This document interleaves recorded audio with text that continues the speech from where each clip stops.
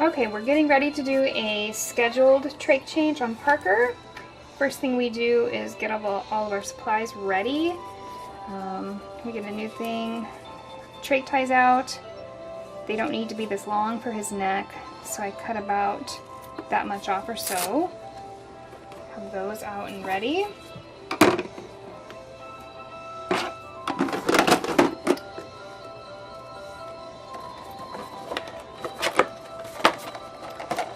For a new trach, Parker's right size is the 3.5 cupless.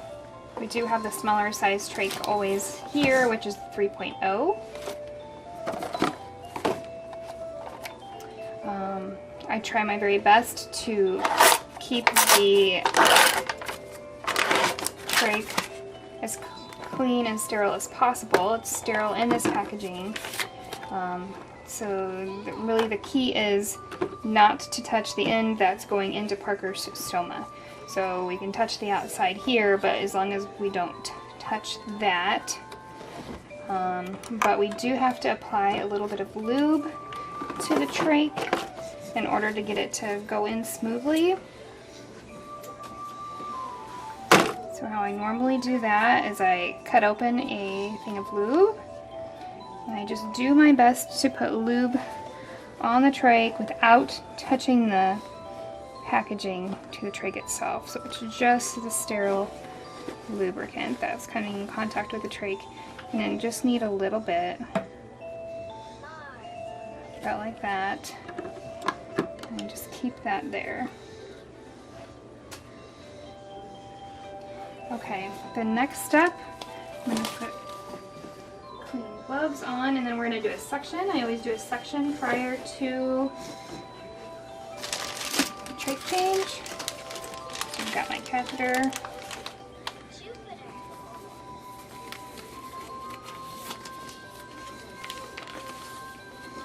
Okay, and I hold on the 10. I don't go below the 10 because that's the part that's going into Parker's trach. We want to keep that sterile. Okay.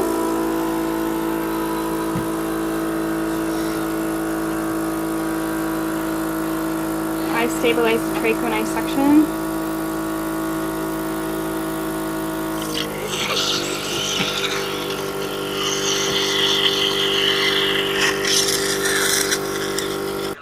And I already did hairs around Parker's trach. I cleaned it with half-strength peroxide and half-strength water and sterile Q-tips. Parker's a little agitated right now because normally we have the iPad on and loud and it distracts him well, but we have the volume down on it right now and he's not a huge fan of that. And put an extra set of gloves on. The key to doing this successfully with Parker is to distract him. It's easier to do it with two people because one person can hold the iPad in place and he doesn't even know what's coming. Depending on his mood, sometimes we sit him up and do a trach change. For a while that's the only way we could do it, but lately I have been having him lay down and it's been working okay. Like I said, as long as he's distracted. So what I'm going to do is I'm going to loosen the trach ties.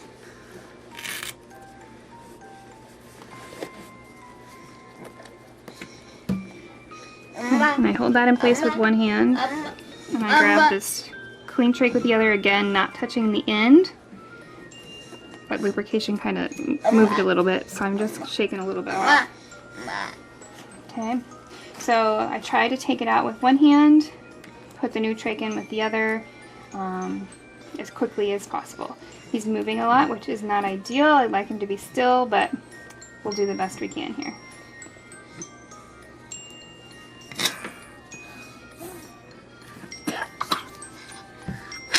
There we go. Okay, then I will wash his neck quick. Okay, so I'm just cleaning his neck with a wet washcloth.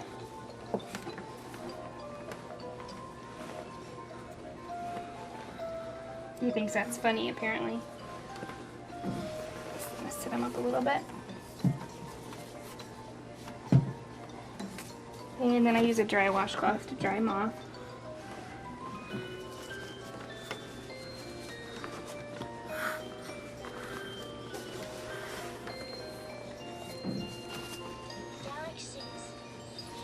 Okay, and then we put the new ties on.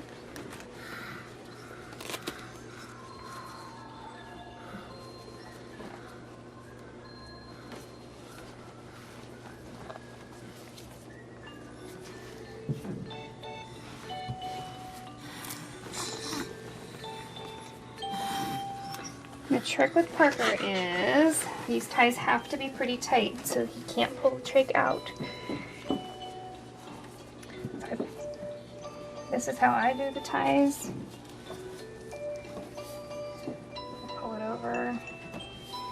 If you have just enough to fit one finger back there, that's how you know that it's tight enough. Okay. And then I always like to do another suction after a trach change. Change my gloves here.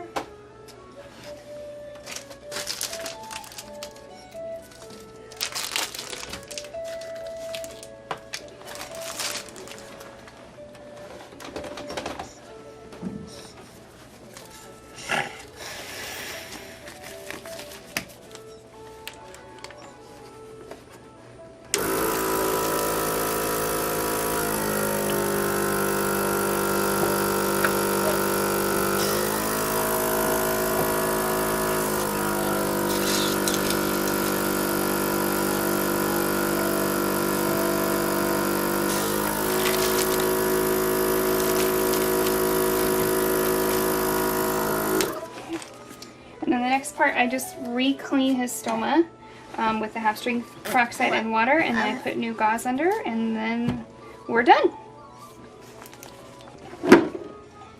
Okay, when we clean Parker's trach, I use these little Dixie cups. I put a little bit of warm tap water in there, and then I just eyeball it to make it 50% water and 50% peroxide. And then we use sterile Q-tips to clean Parker's trach. I use 2 packages or 4 total.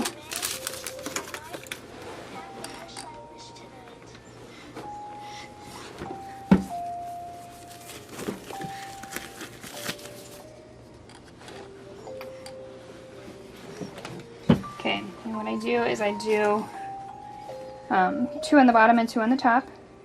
I just lift the trach up and I roll the Q-tip.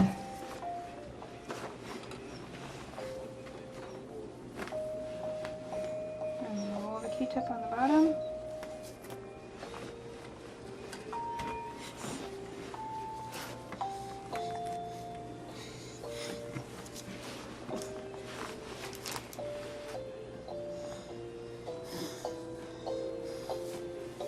Okay, and then I use a clean gauze to dry. I just do one side on the top and one side on the bottom.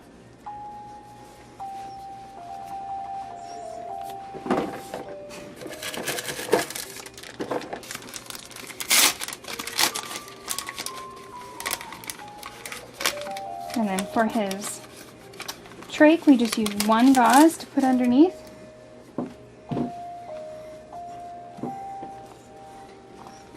I use my fingers. Paul prefers to use a Q-tip.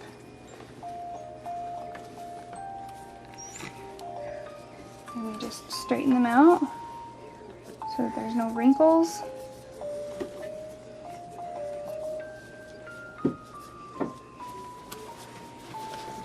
And that's that.